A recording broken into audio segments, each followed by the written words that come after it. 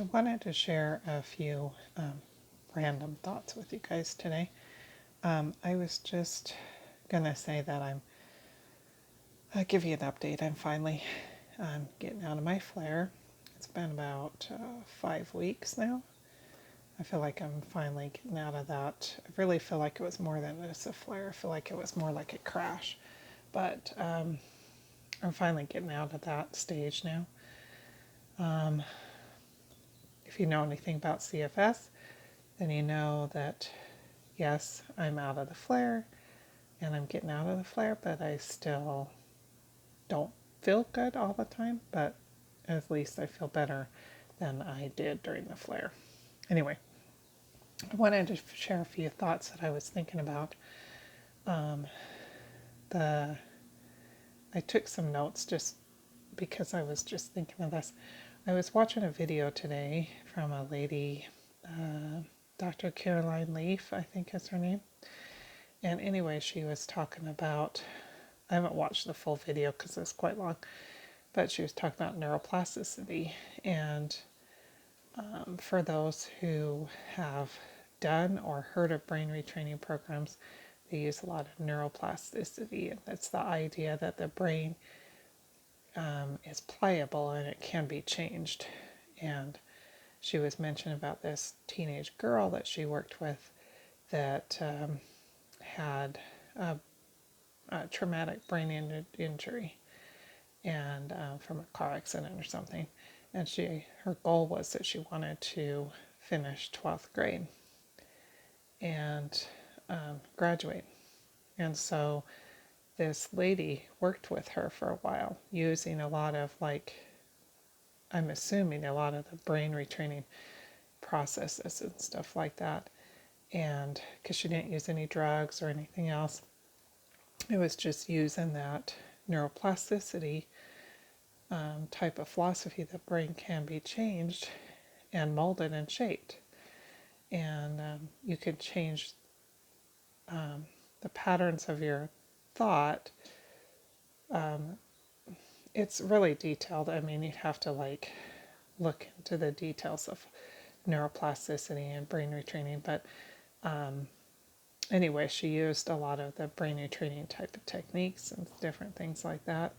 And the girl was able to not only graduate high school, but went on to college and actually did quite well. And so anyway, it got me thinking of many other aspects of brain retraining and how if you've read the book You Are the Placebo, it talks about that kind of stuff too. And the fact that our brains can be changed. I mean, if you look at a person with a stroke, they use some of those techniques to help the person rehabilitate and so forth like that too. I mean, it's not only just physical therapy, but it's also brain retraining type techniques. You look at people with cochlear implants. They're using, instead of using their ears to hear, their brain has been kind of rewired into using that cochlear implant for the patient or the person to be able to hear. It's more detailed and I'm not giving justice to what I'm saying, but anyway, it just kind of reinforced the idea to me that, I'm a lot of people, and of course it's not 100% into what causes CFS, obviously there's probably some genetic factor in there, but your genetics can be changed. There's many instances of people that have diabetes and their family has diabetes, but there's no reason, it's in their genetics, but it doesn't mean they have to get it, because they can change their environment and their things in their life to make them so that they don't get it, if that makes sense. I'm probably rambling. Anyway, so anyway, it just kind of reinforced. So I was saying that that they think that ME/CFS is a neurological condition, And so it just reinforces the idea of me doing the ANS Rewire program and really doing the rewiring techniques to rewire my brain. And so I've been working on really rewiring, using the rewiring techniques in the ANS Rewire program. Also doing like meditation and things like that too. So one more thing I was going to talk about was the fact that I was thinking of there's a new drug that some people are trying for ME/CFS.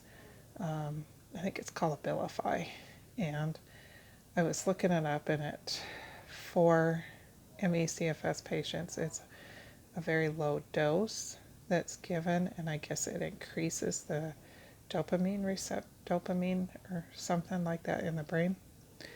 And I was looking up dopamine and what it does in the body, and it's funny because dopamine, like if you have low dopamine, it actually creates some of the conditions, some of the symptoms and stuff like that are some of the CFS symptoms. I'm not saying that dopamine is the issue because I don't know for sure.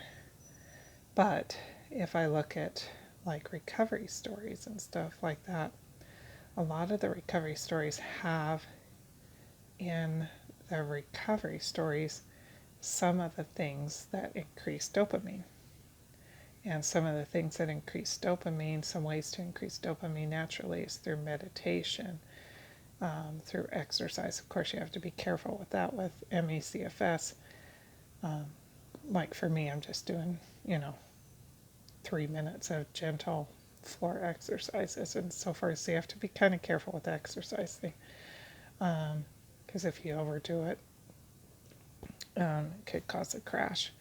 But anyway, some things that increase dopamine, of course, is, like I said, meditation, exercise, certain foods in the diet. Let me look. There were other things. I took notes on it because I found it kind of interesting. Sorry. Massage. Getting a massage increases dopamine. Good quality sleep, which is hard with people with ME/CFS, but if you work on a better sleep routine, that can kind of help increase the dopamine. Listening to calming music, touch, hugs, that kind of stuff.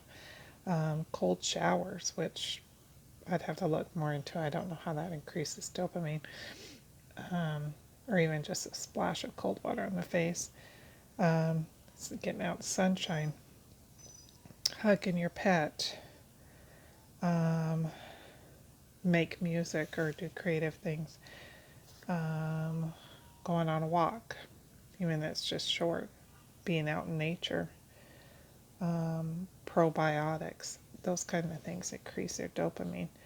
Anyway, I just thought it was kind of interesting that, if you look at a lot of recovery stories, a lot of the people that are recovered or are trying to recover are incorporating a lot of those things into their recovery process. So it makes you wonder if, dopamine plays a small role in it. I don't know for sure. But anyway, I just thought I'd share this little information. And like I say, I'm continuing to work on the ANS Rewire, continuing to work on my diet and getting healthy and all that kind of stuff, and working on those dopamine type things too as well, listening to calming music and just a lot of those other things. Deep breathing. I've been doing deep breathing, which I think increases dopamine too. Anyway, so I just thought I'd share those little insights, and I hope you're all doing well.